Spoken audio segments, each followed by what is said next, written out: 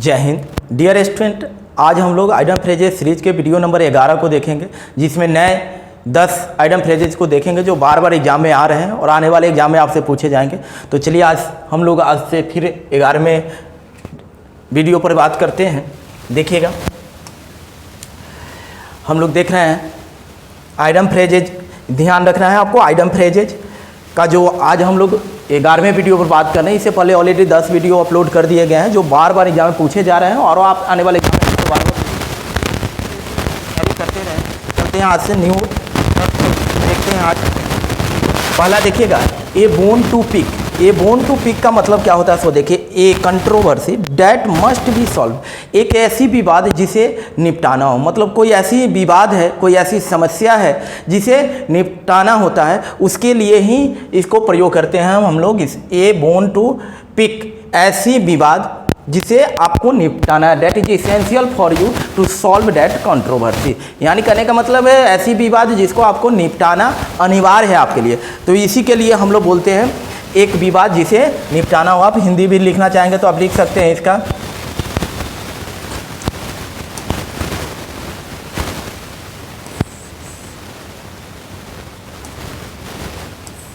देखिएगा, एक विवाद जिसे निपटाना हो, आप लिख सकते हैं एक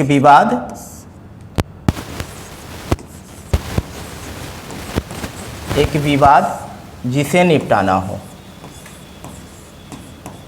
जिसे निपटाना हो।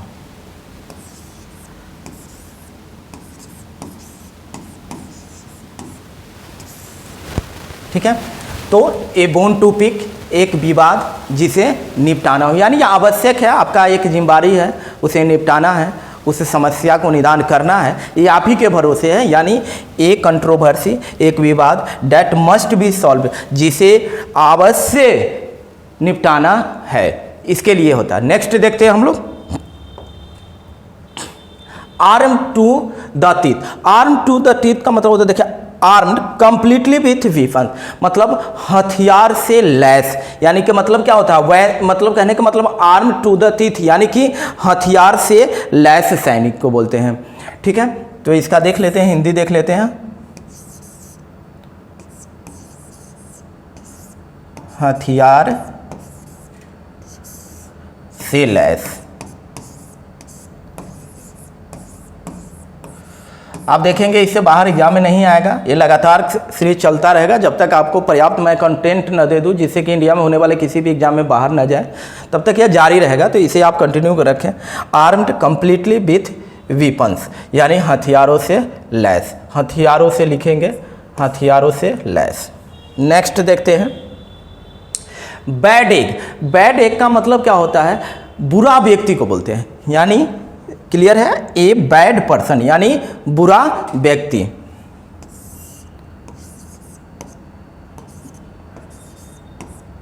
बुरा व्यक्ति,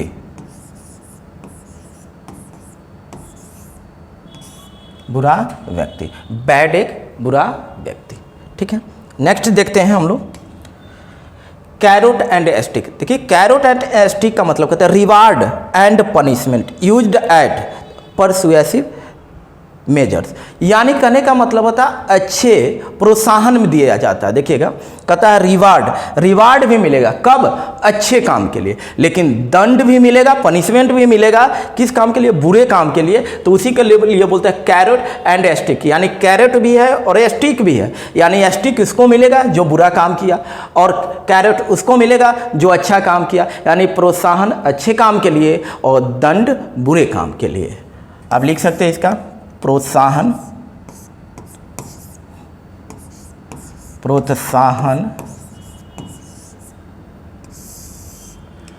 अच्छे काम के लिए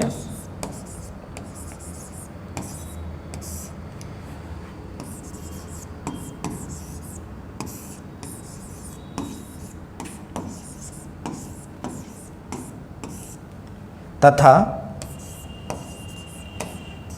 दंड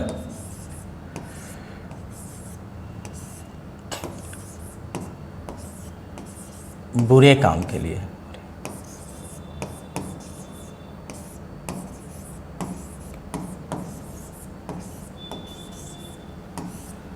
बुरे काम के लिए, यानी कि प्रोत्साहन अच्छे काम के लिए और दंड बुरे काम के लिए। बुरे काम के लिए, यानी दोनों है कैरेट एंड स्टिक। याद रखना आपको, कैरेट एंड स्टिक, प्रोत्साहन अच्छे काम के लिए और दंड बुरे काम के लिए। उसी को बोलते हैं रिवार्ड एंड पनिशमेंट। मतलब रिवार्ड भी है, पनिशमेंट भी है। यूज्ड एज परसुएसिव मेजर्स, मतलब जैसे आप परिमाण माप पर आते हैं, अगर बुरा माप आता है आपके काम का तो आपको जो है कि दंड मिलेगा और अच्छे काम के लिए प्रोत्साहन मिलेगा। तो इसके लिए इसको यूज करते हैं। नेक्स्ट देखिएगा collateral damage. Sorry, collateral damage. Collateral damage का मतलब होता है आम लोगों या भवनों का क्षति होता है। यानी देखिएगा यूनाइटेड डैमेज मतलब आम लोगों के, एक का नहीं, सामान्य वर्ग का जो है कि सबका जो है कि सामूहिक रूप से जो होता है डैमेज, नुकसान हो या इंजूरी, कोई जख्म हो और डेथ, मृत्यु हो, कॉज्ड बाय एन एक्शन, मतलब कोई ऐसी कार्य हो जाए, क्रियाकलाप हो जाए जिससे सामूहिक आम लोगों की क्षति हो जाए या आम लोगों की भवनों का क्षति हो जाए, कोई ऐसी कार्य हो, तो इसी को बोलते हैं आम लोगों की क्षति। आम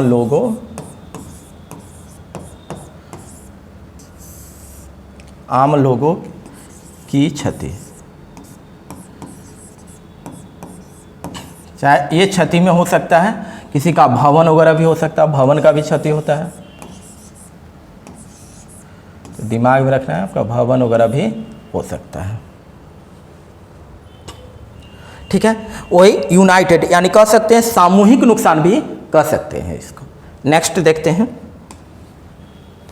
डेट बैक टू कहता है to have originated an earlier time. देखिए डेट बैक टू, यानी डेट बैक टू का मतलब होता है किसी चीज के शुरुआत होने का समय। डेट बैक टू का मतलब होता है किसी चीज का शुरुआत होने का समय, उस मतलब उचित समय आ गया है, यानी डेट बैक टू।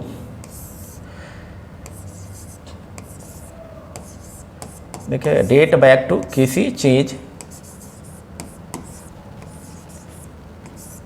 चाहे कोई भी चीज हो, चीज का शुरुआत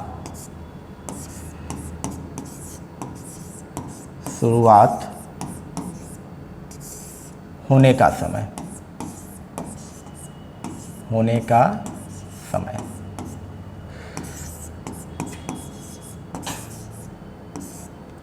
किसी चीज का शुरुआत होने का समय, उसे बोलते हैं to have originated an earlier time, किसी चीज के शुरुआत होने का समय। नेक्स्ट देखते हैं इंडियन फियस्को। मतलब इंडियन फियस्को का मतलब टू फेल अटरली, मतलब क्या हो जाता है, यानी असफल हो जाना। टू इंडियन फियस्को, असफल हो जाना, असफल हो जाना,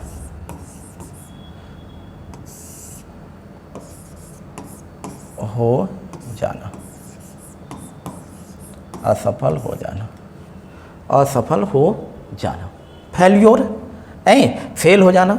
नेक्स्ट देखते हैं गिव वे।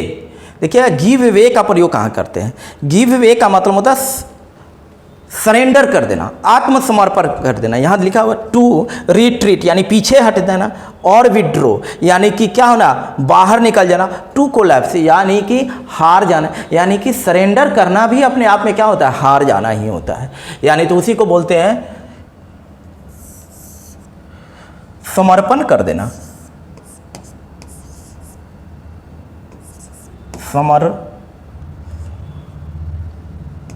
समर्पण कर देना।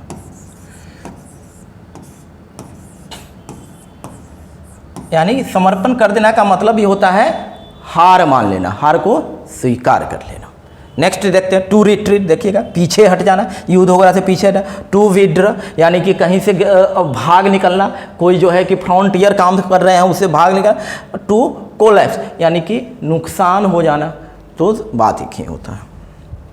नेक्स्ट देखते हैं go for a song. Go for का ए सॉन्ग का मतलब होता है to be sold for a very low price, मतलब सस्ते में बेच देना। गो फॉर अ सॉन्ग, सस्ते में बेच देना।